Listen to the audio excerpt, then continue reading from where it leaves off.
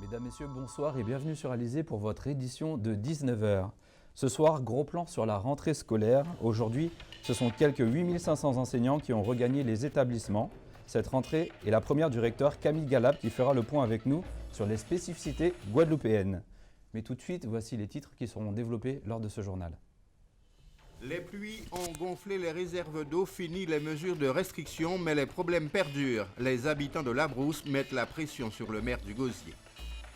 La Guadeloupe au secours de la Dominique, région et département acheminent matériels et hommes pour aider à la reconstruction. La très petite section, une nouvelle classe de maternelle dont le succès dépasse déjà les moyens actuels. Le journal, Nicolas Beaubrun. Après le passage d'Erika, les niveaux des cours d'eau ont considérablement augmenté, de même que les réserves dans les stations hydrométriques. Conséquence, le préfet de Guadeloupe a levé les mesures de restriction d'eau en cours dans notre département depuis le mois de mars.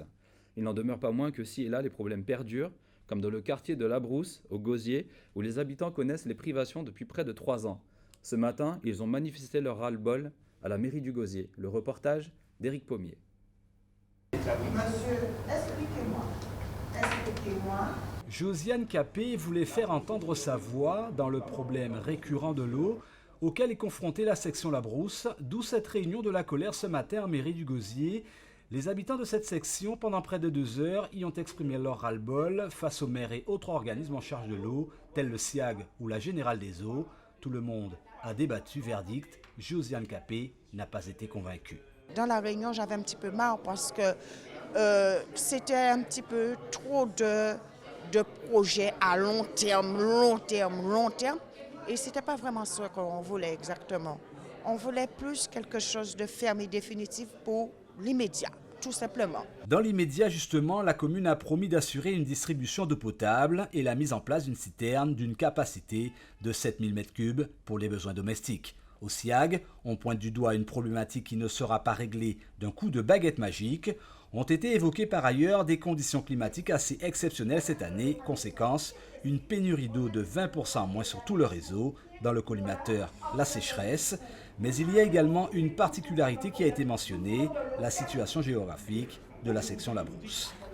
La Générale des Eaux nous explique qu'il y a un problème de pression et comme les habitants de Labrousse, surtout ceux qui sont en hauteur, dès qu'il n'y a pas de pression, les gens qui sont en hauteur sont beaucoup plus pénalisés et donc c'est surtout les gens qui sont en hauteur qui connaissent les problèmes aujourd'hui. Cela fait déjà bien 3 ans que le quotidien de cette population a viré au cauchemar. L'association Les Habitants de Labrousse monte cette fois au créneau plus fermement. Une pétition de 100 signatures a été remise au maire pour acter leurs revendications. On reste vigilant, on va rester en contact avec la mairie, on va tâcher de les revoir d'ici une vingtaine de jours, à peu près un mois, pour savoir où en sont les choses. De toutes les façons, il faut qu'ils nous emmènent l'eau et il faut qu'ils nous emmènent les citernes. Donc de toutes les manières, on va être en contact. Et il faut qu'on voit pendant combien de temps est-ce qu'on va être pris en compte, puisque les bouteilles d'eau, on boit tous les jours, puisque c'est 1,5 litre d'eau par personne par jour. L'eau qui ne jaillit plus des robinets de façon régulière, une pluie de factures qui n'est pas la bienvenue dans les domiciles concernés. Certains parlent de régularisation de factures de plus d'une centaine d'euros pour seulement 30 m3 distribués. Le ton est ferme pour Germain Parent du comité de l'eau de Guadeloupe appelé en renfort. Pour lui, pas d'eau, pas de facture. Un peu plus tard dans ce journal, je vous communiquerai les différents tours d'eau qui continuent cette semaine. Si Erika a eu un effet bénéfique pour notre département, il n'en est pas de même pour la Dominique. Le dernier bilan était de 35 morts. Le Premier ministre Roosevelt Skerrit a déclaré que les dégâts peuvent avoir renvoyé le processus de développement de la Dominique une vingtaine d'années en arrière. C'est pourquoi la solidarité guadeloupéenne continue. Aujourd'hui, une première barge chargée d'hommes et de matériel a pris la direction de Roseau. Le reportage de Richard Scott Tamar. Ce matin, se sont rendus sur le port autonome la présidente du conseil départemental accompagnée du président du port autonome afin de superviser l'envoi des éléments de l'aide officielle de la Guadeloupe pour la Dominique après les dégâts causés par l'ouragan Erika. Nous étions, le président Victorien Lurel et moi-même, en visite sur le terrain vendredi quand nous avons appris le drame de la Dominique. Monsieur Gadaokan qui était là, qui faisait des visites avec nous, on a réagi tout de suite. À l'annonce des 2 présidentes de conseil départemental et régional, nous avons mis en œuvre l'action qui demande à que les portes soient ouvertes du port, que les barges puissent embarquer le matériel et surtout que nous puissions avoir aussi avec les dockers, tout cela est fait gratuitement par l'opération du port pour aider nos amis caribéens de la Dominique. C'est la STMS, entreprise de transport habituée aux acheminements vers la Dominique, qui a mis à disposition de la délégation officielle une barge permettant l'envoi des différents éléments constitutifs de cette aide. Il y a les produits de première nécessité qui vont partir, l'eau, des denrées alimentaires, une station d'épuration d'eau pour le besoin de la population que la Croix-Rouge envoie. Il va y avoir du matériel TP pour pouvoir déblayer l'ensemble des routes, enfin une partie des routes, et l'opération va être ciblée plus particulièrement sur l'aéroport de Melville. La Guadeloupe, ses entreprises, ainsi que ses élus, se sont montrés très réactifs face aux dégâts causés par la tempête tropicale Erika en Dominique, montrant ainsi qu'entre les îles voisines, il existe un vrai lien d'aide mutuelle. Voilà, un vrai élan de solidarité. D'ailleurs, un collectif d'associations intitulé Solidarité Guadeloupe-Dominique s'est constitué au lendemain du passage de la tempête pour récolter des dons en faveur des sinistrés. Des dons que vous pouvez apporter à Pointe-à-Pitre au consulat de la Dominique à la rue d'Elgrès et à la Maison de la Citoyenneté à la rue Mortenol. À un autre niveau, la Chine a annoncé une aide humanitaire de 300 000 $ pour la Dominique et l'Organisation des États américains, l'OEA, a proposé son assistance. Et puis pour clore ce chapitre Erika, en Haïti, 4 personnes ont été tuées et une douzaine d'autres blessées. Un tout autre sujet à présent, passons maintenant à la rentrée scolaire. Aujourd'hui, ce sont les professeurs qui ont regagné les établissements. Voici quelques chiffres qui s'affichent. Ce sont pas moins de 8500 enseignants qui sont rentrés pour 409 établissements et un total de 101 864 élèves. Donc cette année, la principale réforme de l'éducation concernera l'enseignement dans le primaire et en particulier pour les classes maternelles. Les explications tout de suite de Bénédicte Jourdier. Sur le tableau, la date de la rentrée est déjà notée. Les classes sont équipées, décorées, prêtes à recevoir les enfants qui vont découvrir leur nouveau programme de maternelle. Avant, on pouvait faire beaucoup d'écrits le soir, mais là, il faudrait faire un travail plus approfondi à l'oral. C'est ça qui change. Il ne faut pas qu'il y ait beaucoup de paperasse. Pour eux, il y avait trop de paperasse. Il faut que ce soit du concret, puisque l'oral, c'est on apprend. L'école maternelle a été restructurée en un cycle unique et n'est plus rattachée à l'école élémentaire qui, elle aussi, subit quelques changements. Au niveau du CE2, l'accent est mis sur le français et les mathématiques. Au niveau du CE2, il y aura une évaluation pour évaluer les enfants. Et ensuite, vous savez que les nouveaux programmes pour l'école élémentaire sont applicables en 2016. Et ce qui est important pour nous, c'est la liaison école-collège qui sera renforcée. Et il est prévu que le CM2 fasse partie, le CM1, CM2, 6e soit un cycle. Au collège, justement, il y a aussi des nouveautés avec l'enseignement moral et civique auprès de tous les élèves du CP à la terminale, un cours instauré en réaction aux attentats de janvier, et puis un parcours d'éducation artistique et culturelle et le parcours d'avenir. Ça, c'est pour la rentrée 2015. Ce sont des thèmes, ça a été prévu déjà à l'emploi du temps. On a pensé à mettre cet enseignement qui nous est demandé de mettre. Le parcours d'avenir, pendant toute l'année, les enseignants vont travailler, la communauté va travailler avec les élèves sur son parcours professionnel et son parcours personnel et la découverte du monde professionnel.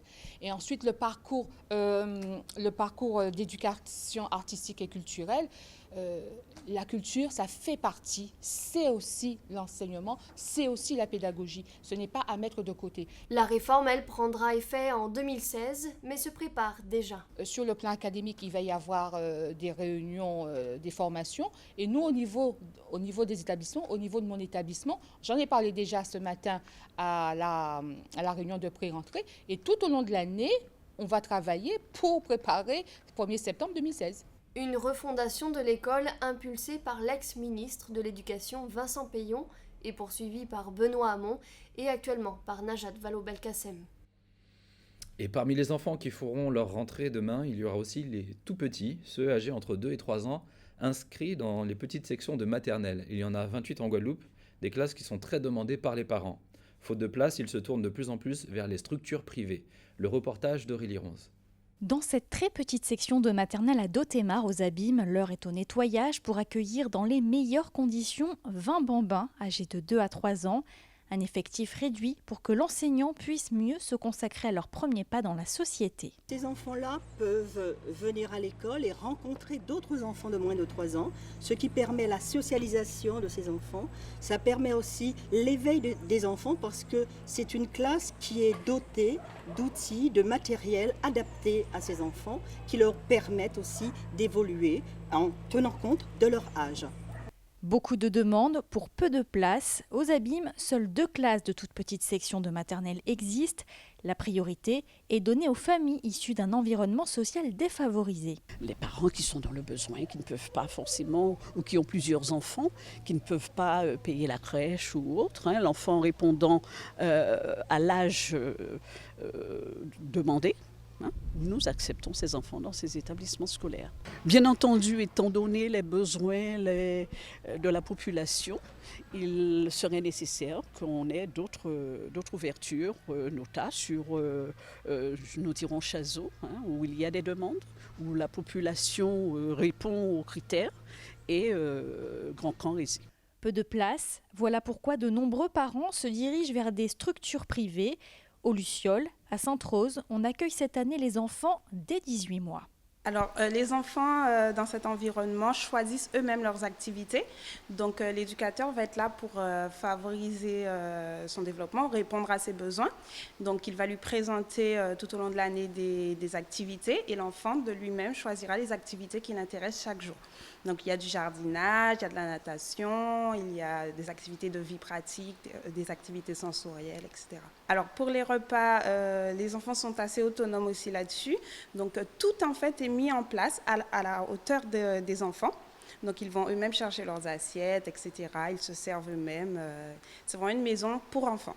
Que ce soit dans le public ou le privé, cette première expérience éducative en collectivité est en tout cas recommandée par le ministère de l'Éducation nationale et les spécialistes de l'enfance. Elle favoriserait en effet la réussite scolaire. Le recteur Camille Galap effectuera, lui, sa première vraie rentrée cette année. Au cours de ces derniers jours, il est allé à la rencontre des chefs d'établissement et aujourd'hui des enseignants. Il nous a accordé un entretien pour évoquer les principaux axes de la rentrée scolaire en Guadeloupe pour cette année. Un entretien réalisé par Aurélie Ronze. Alors, est-ce que la Guadeloupe a des spécificités en termes d'éducation ? Déjà, le fait qu'on soit dans un espace caribéen qui a avec une disposition archipélagique, notamment avec les îles du Nord et puis les îles du Sud, c'est vrai qu'on a cette spécificité-là qui est assez complexe à gérer, avec des problématiques liées à l'accueil des enfants allophones, avec un taux d'illettrisme qui est largement trop important et sur lequel nous devons travailler. Et c'est vrai qu'avec la carte de l'éducation prioritaire, la lutte contre le décrochage scolaire, on a un certain nombre de projets sur lesquels on va pouvoir avancer. Et d'ailleurs, à cette rentrée, nous allons créer le premier micro-lycée qui est réalisé en Outre-mer, qui est soutenu par la région Guadeloupe et qui va accueillir des élèves qui étaient en rupture scolaire, en décrochage scolaire, et qui ont arrêté leur scolarité au lycée et qui pourront reprendre avec des innovations pédagogiques et pouvoir repasser le baccalauréat. Et quelles sont les autres nouveautés pour cette rentrée 2015 ? La mise en place de la carte d'éducation prioritaire, il y a pas mal de collèges qui ont été retenus et c'est vrai qu'il y a un réseau d'écoles aussi qui se met en place. Et nous avons aussi 4 collèges connectés qui ont été retenus l'année dernière dans l'appel à projet. Et puis ce qui est important cette année, très très important, c'est la réforme du collège. Qui sera à mettre en œuvre pour la rentrée 2016, qui va nécessiter une mobilisation de tous les acteurs, y compris, d'abord au premier chef desquels les enseignants, qui auront un rôle important au niveau de l'accompagnement personnalisé des élèves, mais aussi au niveau des enseignements pratiques interdisciplinaires, puisque l'objectif de cette réforme, c'est que tous les élèves qui rentrent au collège soient formés le mieux possible pour pouvoir réussir ensuite de belles carrières après le lycée. Voilà. Alors, une réforme qui fait grincer des dents les syndicats, quel est justement votre message pour eux ? Vous savez, toute réforme provoque des réactions. Je crois qu'avec tout le plan de formation que nous avons mis en œuvre et d'accompagnement qui a été mis en œuvre par le ministère avec des moyens importants, et puis avec ce qui existe déjà dans cette académie au niveau des innovations pédagogiques, je crois qu'on n'aura pas trop de difficultés à mobiliser ceux qui sont les plus réticents à la mise en œuvre de cette réforme du collège. Il y a un certain nombre de collègues qui sont nombreux, qui ont bien compris qu'il était nécessaire aujourd'hui de réformer ce qui se passe au niveau du collège. À quelques heures de la rentrée, que souhaitez-vous aux élèves et à leurs parents ? Écoutez, déjà leur souhaiter une excellente rentrée scolaire, qu'ils sachent que les équipes pédagogiques seront à leur côté, à leur écoute, pour pouvoir réussir leur parcours de formation. Et bien évidemment, nous travaillons en étroite collaboration avec les parents, les familles, pour que justement ce continuum qui va de la maison jusqu'à l'école soit une vraie réalité, avec de vrais échanges dans l'intérêt de l'élève, pour qu'il soit un bon citoyen. En cette période de rentrée, des nouvelles à propos de l'essence, des nouveaux prix pour les produits pétroliers. Donc à compter de demain, donc bonne nouvelle, une diminution de 5 centimes sur le sans-plomb et de 3 centimes pour le gazole. Par contre, on note une augmentation de 18 centimes pour la bouteille de gaz.